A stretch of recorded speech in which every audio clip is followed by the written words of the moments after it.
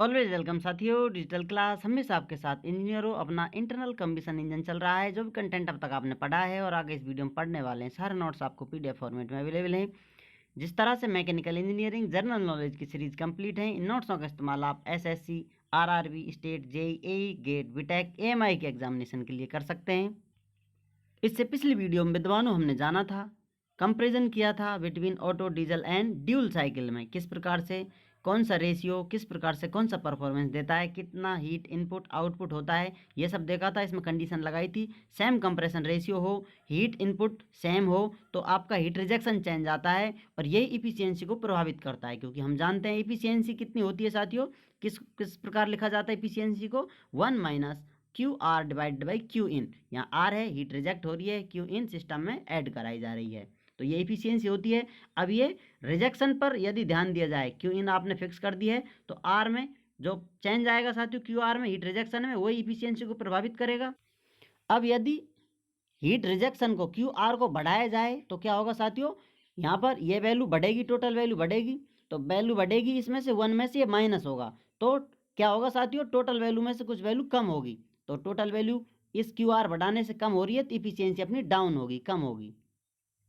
तो इस प्रकार से आप देख सकते हैं क्यू आर को बढ़ाने पर इफिशियंसी में डिक्रीमेंट देखने को मिलता है। आपको लाइन लिख कर दी गई है यहाँ पर, जो कि हीट ट्रांसफर से संबंधित है। We know that area under the curve in TS diagram, जैसा हम जानते हैं साथियों, टेम्परेचर एंट्रोपी डायग्राम बना जाए, इसमें कोई कर्व है, कोई भी कर्व देखें हम, उसके नीचे का जो एरिया होता है हीट ट्रांसफर को बताता है, या तो इनपुट है या आउटपुट है। गिव्स द हीट ट्रांसफर, ये आपको हीट ट्रांसफर देता है। We know that under the curve in TS diagram gives the heat transfer. Curve के नीचे का जो एरिया है, एरिया अंडर द कर्व, वो हीट ट्रांसफर आपको देता है। तो इससे आप इफिशियंसी के बारे में आसानी से पता लगा सकते हैं, कब डिक्रीमेंट देखने को मिलेगा, कब आपको इंक्रीमेंट देखने को मिलेगा। तो यहाँ पर एरिया सबका अलग अलग था, तो सबसे अधिक किसका किसका था, जिस पर 1 डैश था, उस पर, उसके बाद डबल डैश वाला, उसके बाद सिंगल जो एरिया है वो अधिक था। यहाँ पर आप देख सकते हैं सबसे अधिक एरिया किसका है साथियों, 1 डैश वाली जो ये लाइन है, यहाँ तक प्रोसेस है इसका, तो 1 डैश वाला कौन है, डीजल साइकिल। तो डीजल साइकिल का एरिया सबसे अधिक है। अब ये एरिया क्या बता रहा है, हीट रिजेक्शन को बता रहा है, तो सबसे अधिक हीट रिजेक्शन किसका होगा, डीजल साइकिल का। तो यहाँ पर आप देख सकते हैं एरिया सबसे अधिक 1 डैश वाला है, तो ये सबसे अधिक हीट रिजेक्शन देगा डीजल साइकिल वाला। उसके बाद एरिया आता है डबल डैश वाला एरिया। ये डबल डैश वाला एरिया क्या है, ये आपने पिछली वीडियोज में देखा होगा, और नहीं तो यहाँ आप देख सकते हैं डबल डैश है ड्यूल साइकिल। तो ड्यूल साइकिल का हीट रिजेक्शन अधिक है, तो ड्यूल साइकिल का हीट रिजेक्शन के लिए यहाँ पर हीट रिजेक्शन ड्यूल साइकिल का अधिक होगा। उसके बाद सबसे कम किसका है, ये बचता है ऑटो वाला, तो इसका हीट रिजेक्शन सबसे कम होगा। अब इसमें जिसका हीट रिजेक्शन ज़्यादा है उसकी इफिशियंसी सबसे कम होगी, सबसे कम इफिशियंसी इसकी, उसके बाद इसकी, फिर उसके बाद इसकी, तो सबसे अधिक इफिशियंसी ऑटो साइकिल की होगी।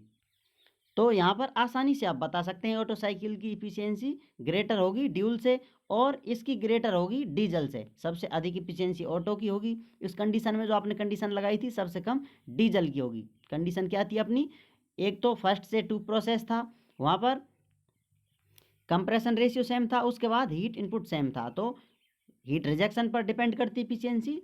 तो ये इफिशियंसी सबसे अधिक ऑटो की, सबसे कम डीजल की, ये ड्यूल की मिडिल वालों मिडिबल में है जो ड्यूल साइकिल की इफिशियंसी है। ये 1 लाइनर आपके क्वेश्चन हो सकते हैं, कुछ कंडीशन लगा कर दी जाए तो आप बताएंगे कौन सी इफिशियंसी सबसे ज़्यादा, कौन सी इफिशियंसी कम हो सकती है। अब आते हैं नेक्स्ट कंडीशन लगाकर, यदि हम देखते हैं तो क्या देखने को मिलता है, सेम कंप्रेशन रेशियो करेंगे और सेम हीट रिजेक्शन कर देंगे तो क्या चेंज देखने को मिलेगा, इफिशियंसी इस प्रकार से होगी। यहाँ पर क्या हो रहा है साथियों, हीट रिजेक्शन को सेम कर दिया गया है, इसको फिक्स कर दिया गया है, तो अब डिपेंड किस पर करेगी, हीट इनपुट पर डिपेंड करेगी। हीट इनपुट को आप बढ़ाएंगे, टोटल वैल्यू कम होगी, ये वैल्यू इसमें से कम घटेगी तो इफिशियंसी बढ़ जाती है। तो इस प्रकार से चेंज देखने को मिलता है। अब यदि हम देखना चाहें इसे टीएस डायग्राम में, टेम्परेचर एंट्रोपी डायग्राम में, तो कंडीशन क्या बता रही है आपका, कंप्रेशन रेशियो इसको फिक्स कर दिया गया है, उसके बाद 4 से 1 जो प्रोसेस है, हीट रिजेक्शन है, इसको फिक्स कर दिया गया है। अब ये दोनों फिक्स हो जाने के बाद ऑटो साइकिल वॉल्यूम जो कर्व होता है अधिक होता है, प्रेशर कर्व कम होता है, इस प्रकार से होगा। आप इसे आगे बढ़ा नहीं सकते क्योंकि इसको बढ़ाने पर ये लाइन बढ़ जाएगी आपकी, जबकि इसको फिक्स कर दिया गया है। तो अपना वापस कर्व यहीं से घूम कर आ जाता है। तो अब यहाँ पर हीट इनपुट किसका अधिक है, हीट इनपुट ऑटो का अधिक है, डीजल का कम है, क्योंकि इस लाइन के नीचे जो एरिया है टोटल हीट इनपुट बता रहा है वो अधिक है, जबकि इस लाइन के नीचे आप एरिया निकालें वो एरिया कम बताएगा आपको, तो इसका हीट इनपुट कम होगा।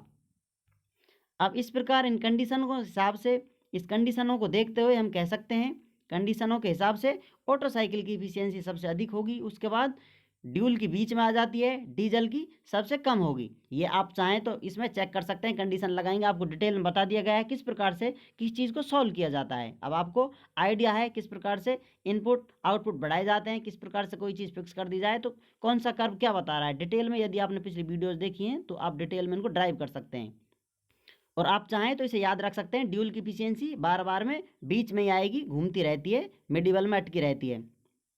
यहाँ पर भी वन लाइनर क्वेश्चनों का आप आसानी से आंसर दे सकते हैं। ये कंडीशन लगी हो तो ऑटो साइकिल की इफिशियंसी सबसे अधिक होगी, डीजल की सबसे कम, तो ड्यूल की बीच में आपको देखने को मिलेगी।